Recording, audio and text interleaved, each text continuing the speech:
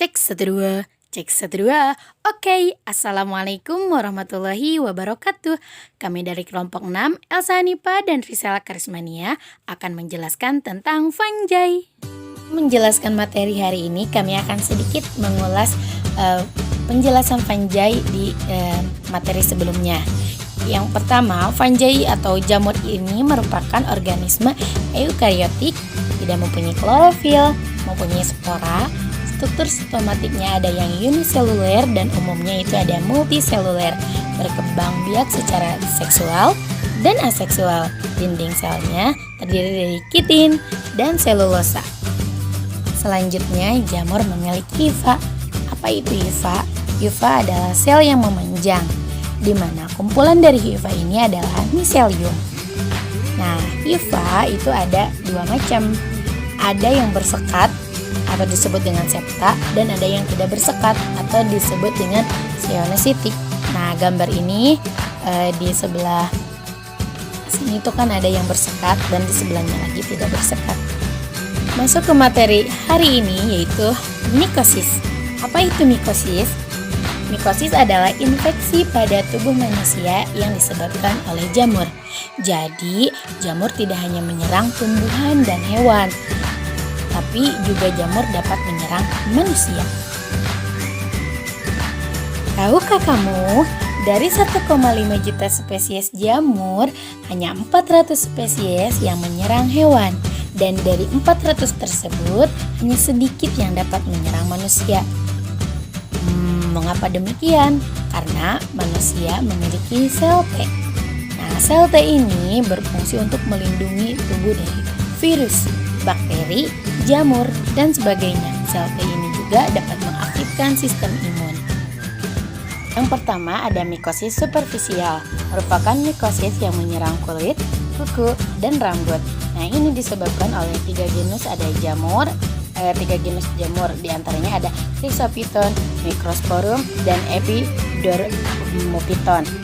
Adapun penyakitnya itu yang pertama ada Tinea capitis. Tinea capitis ini menyerang stratum corneum di kulit kepala dan rambut kepala yang disebabkan oleh jamur Microsporum dan Chrysophyton. Bisa dilihat ya gambarnya. Kemudian ada Tinea focosa. Tinea focosa ini menyerang rambut dan kuku disebabkan oleh Chrysophyton swainleyi.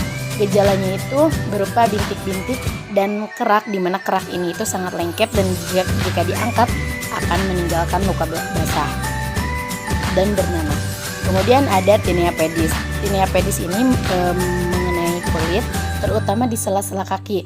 Nah, biasanya dalam keadaan hujan, terus kita jalan ke tanah tidak menggunakan sendal. Nah, itu bisa menyebabkan penyakit Tinea pedis. Nah, yang menyebabkannya itu adalah Chrysophyton sp.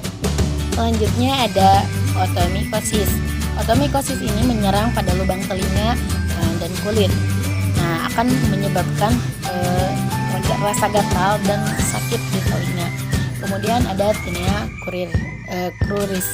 Nah, ini menyerang pada paha. Nah, biasanya gara-gara memakai celana yang terlalu ketat. Nah, jika dibiarkan terus-menerus tidak memakai obat yang asalnya kecil, jika digaruk akan lama-lama menjadi melebar. Nah, penyebabnya ini adalah Epidermophyton floccosum. Kemudian ada Tinea versicolor atau panu.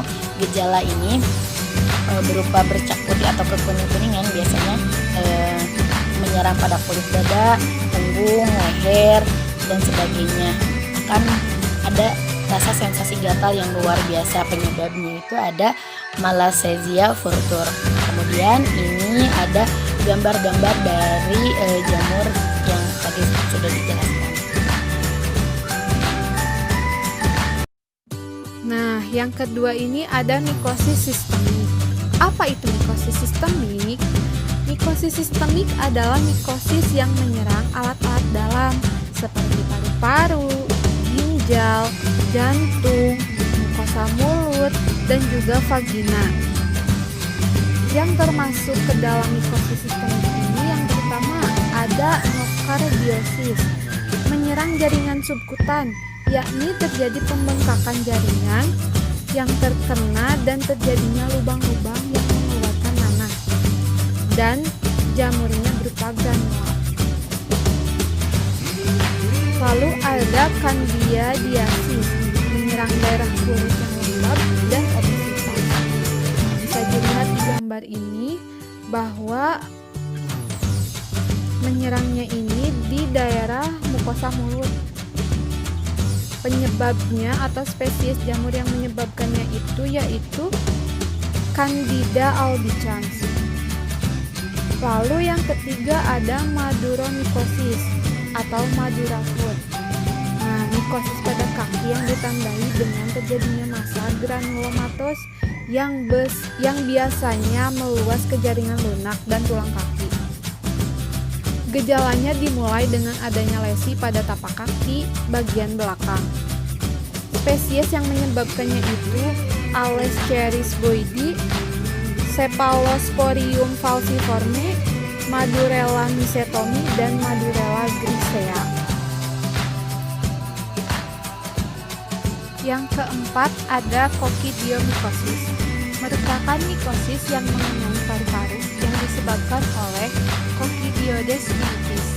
Gejalanya ini mirip dengan penyakit pneumonia. Nah, spesies ini menyerang paru-paru. Lalu ada Sporotrichosis, menimbulkan terjadinya benjolan guma, ulkus, dan abses yang biasanya mengenai juga kulit dan kelenjar limpa superficial. Spesies yang menyebabkannya ini Sporotrichum scientiae. Yang keenam ada Blastomycosis atau mikosis yang menyerang kulit, paru-paru, viscera, tulang, dan sistem saraf. Penyebabnya itu adalah Blastomyces dermatidis dan Blastomyces brasiliensis. Ada jamur yang menyerang daerah sensitif karena daerahnya yang lembab. Contohnya itu di area atau di daerah vagina dan juga daerah kelamin.